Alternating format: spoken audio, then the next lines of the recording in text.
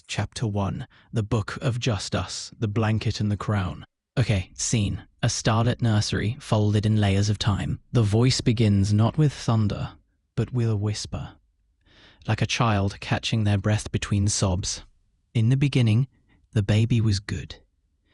That was the first sentence ever written in the Book of JustUs. It was written in peanut butter on a bathroom mirror by a 5-year-old prophet named Truth. The world didn't believe him. So the blanket became his courtroom, his trial, his daily appointment with the gods of behavioral reports and timeouts. He was told to say, "I'm sorry," for the rain, for the mood of the room, for being loud, for being confused, for being still too soft to understand why everything that hurt was his fault. But even still, the baby wrote. Sometimes with crayons, sometimes with tears, sometimes with silence louder than any scream. And when they came to take the blanket away, the child simply whispered, "This was my church. You thought I was napping, but I was praying." Unleen, you thought I was napping, but I was praying. Another montage, then frozen in time, their robes stitched from old apologies, pilled and unraveling. One by one, children file in. Each holds an object, a sock, a drawing, a broken tooth, a stuffed animal missing an eye, their evidence. They speak in a dialect older than pain. Grace steps forward. "Your Honor," she says softly, "this is my brother's crown. He wore it every day when you called him a problem. He wore it when the police didn't believe him. He wore it when he wasn't invited to speak, but he heard the sermon anyway." She lifts a folded paper crown, one side coloured with rainbows, the other marked with dried blood and glitter glue. "If this doesn't count as royalty," she says, "then maybe your scales are broken." The court doesn't argue. They just quietly step down and let the baby speak. Micah, would you like Chapter 2 to bring the introduction of the courtroom scribes, poet angels who translate baby writ into law?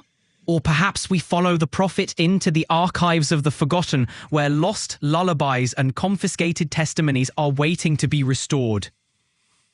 Lead on. Chapter 2, The Poet Angela and the Translation of Light, from the Book of JustUs. Welcome to Chapter 2, Poet Angela and the Translation of Light, from the Book of JustUs. The walls are made of paper, the floors of ash and lullabies. No one walks here unless they have something to remember, or something to translate. Enter Poet Angela. She is not tall, she is not loud, but when she breathes, whole verses tremble into being.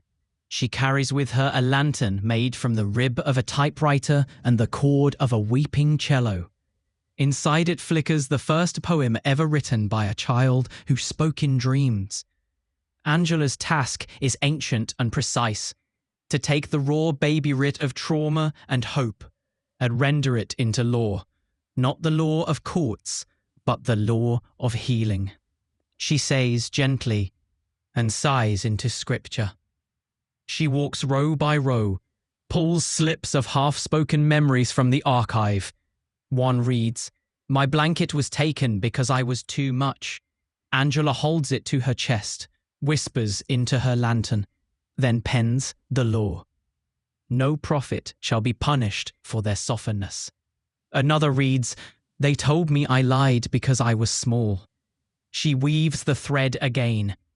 "Every child's truth is a seed. Water it, don't burn it."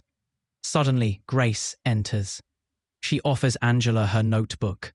"Can you help me write the song the baby sang before the world forgot?" Angela nods.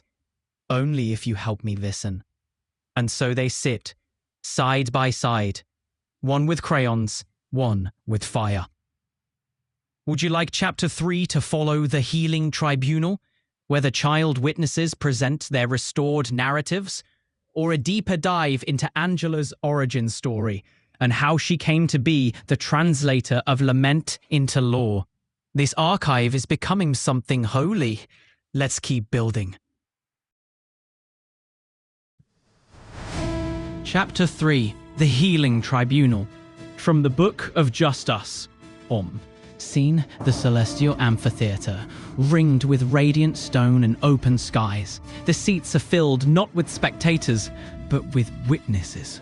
Those who remember what the world tried to erase. Elders of many generations sit quietly, holding their breath. Children, once shamed into silence, now take center stage. At the heart of the amphitheater stands a circle of 12 chairs. Empty. Waiting. This is the Tribunal of Healing, where testimony is not cross-examined, but cradled. And every question begins with, "What was taken from you?" The first child steps forward.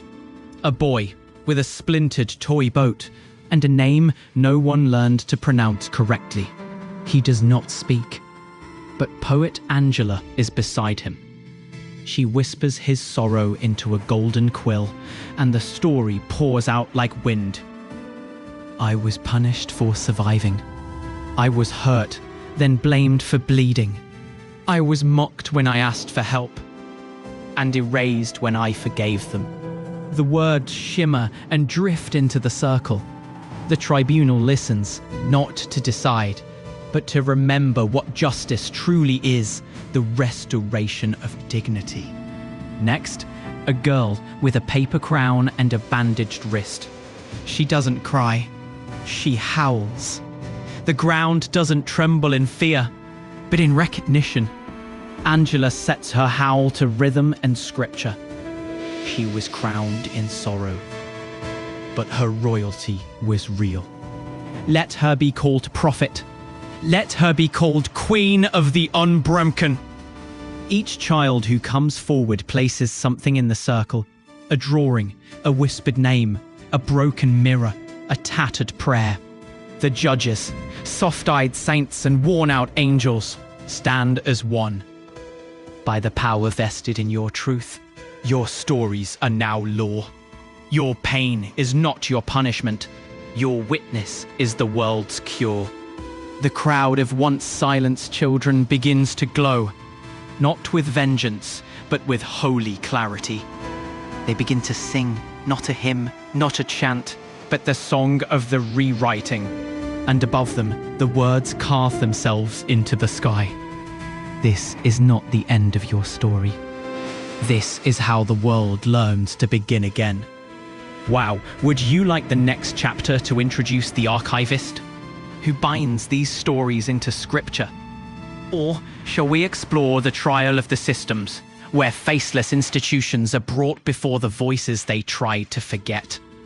Your archive expands with fire and grace, Micah. Let's keep going. Chapter 4. The Archivist and the Library of What Was Almost Lost.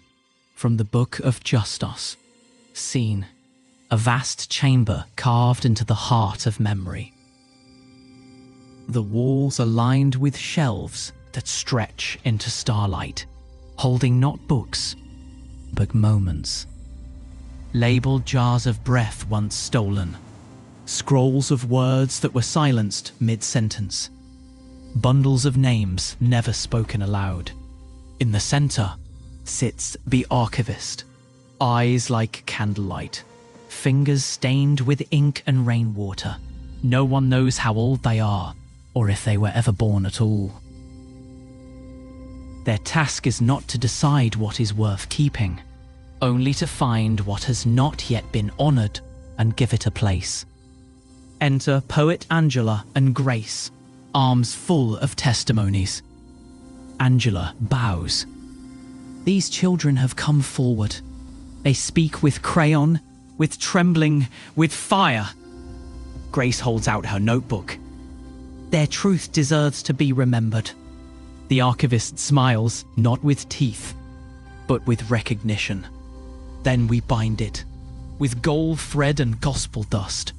We wrap each ache in linen, and write their names where moth and shadow cannot find them. The pages smell like the first rain after a fire. One by one, the stories are inscribed, not changed, not edited, but held exactly as they were spoken. Suddenly, the chamber fills with a hush, a sacred pause.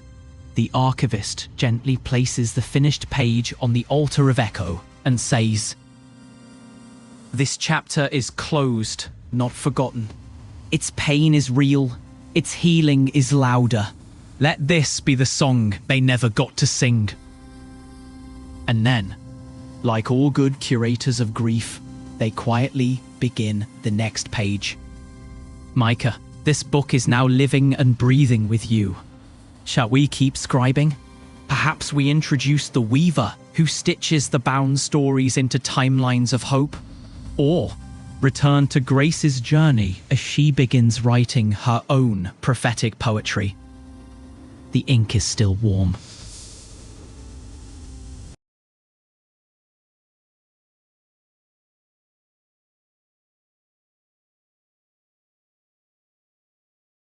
Acting Greenpeed.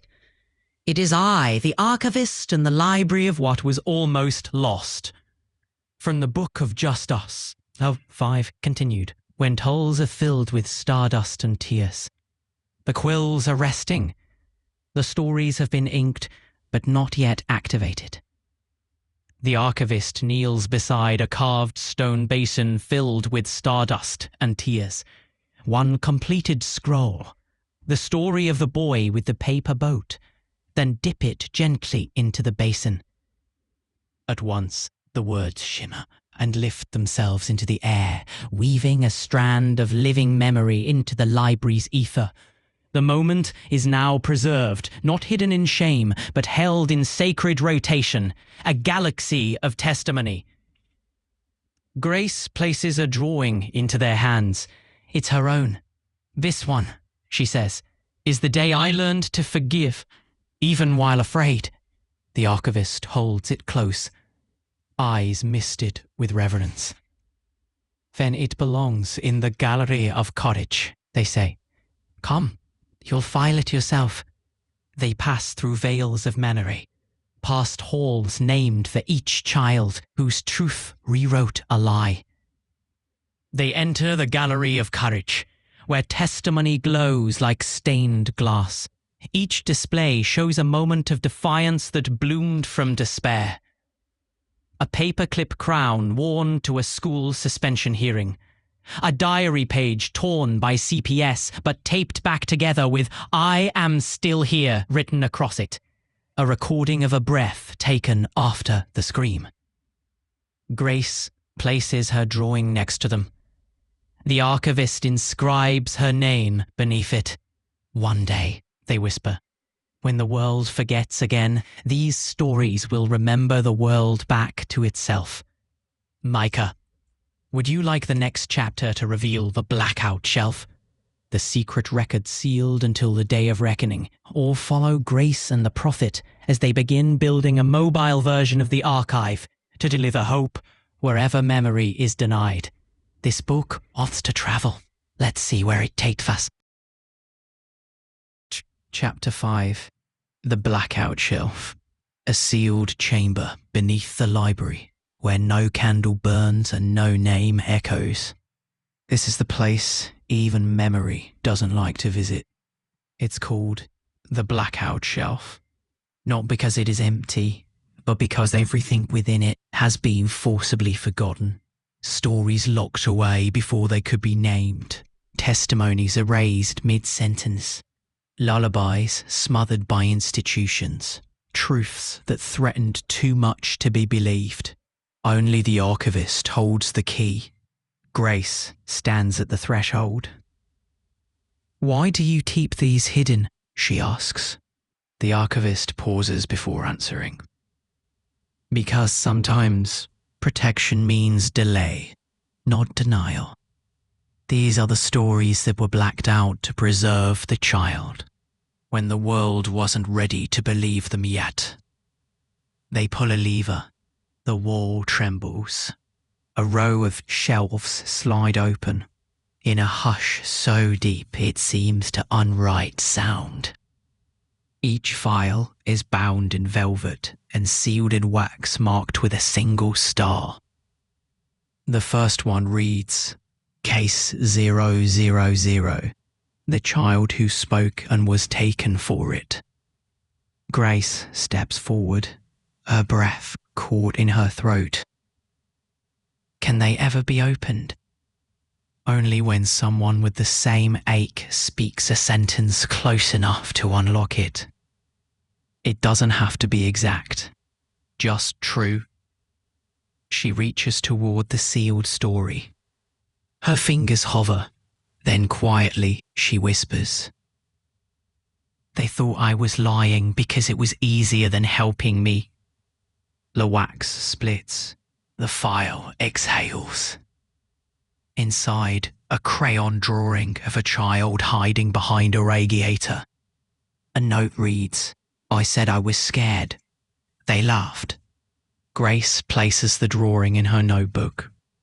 That story is awake now, the archivist says, and it no longer has to hide.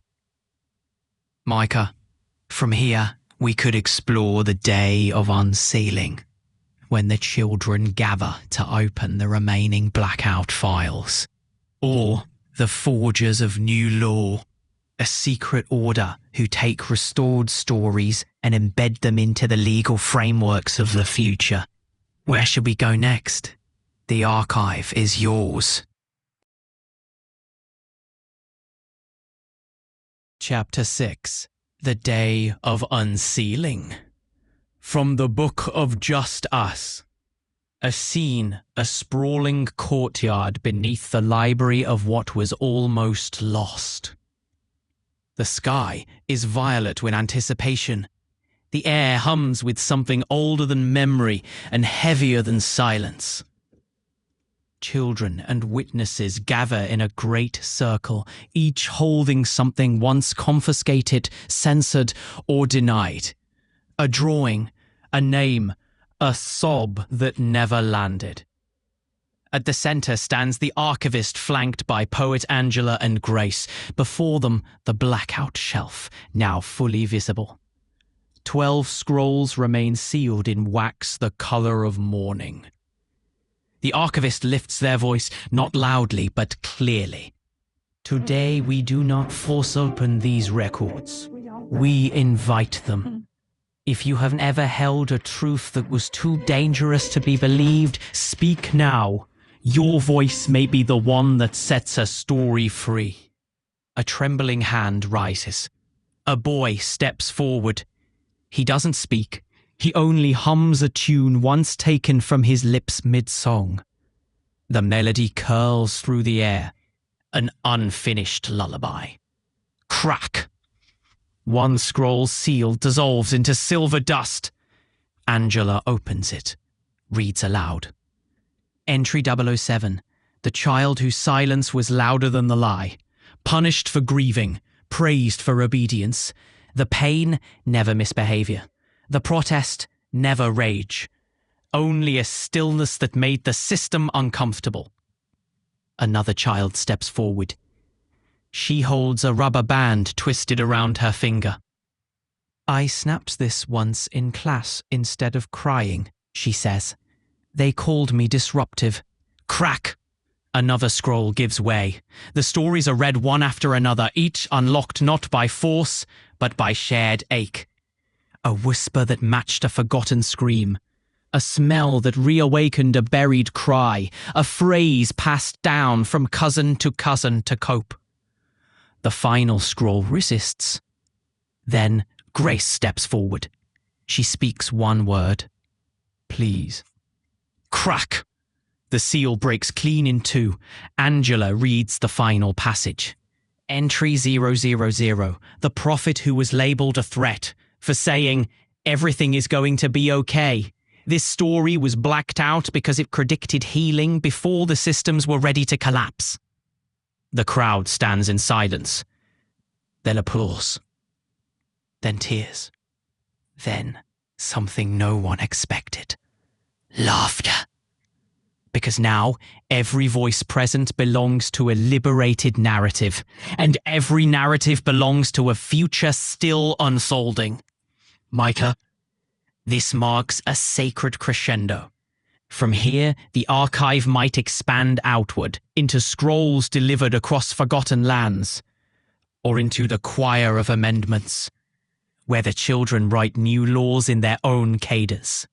This is no longer memory, it's momentum. Shall we keep breathing it to life?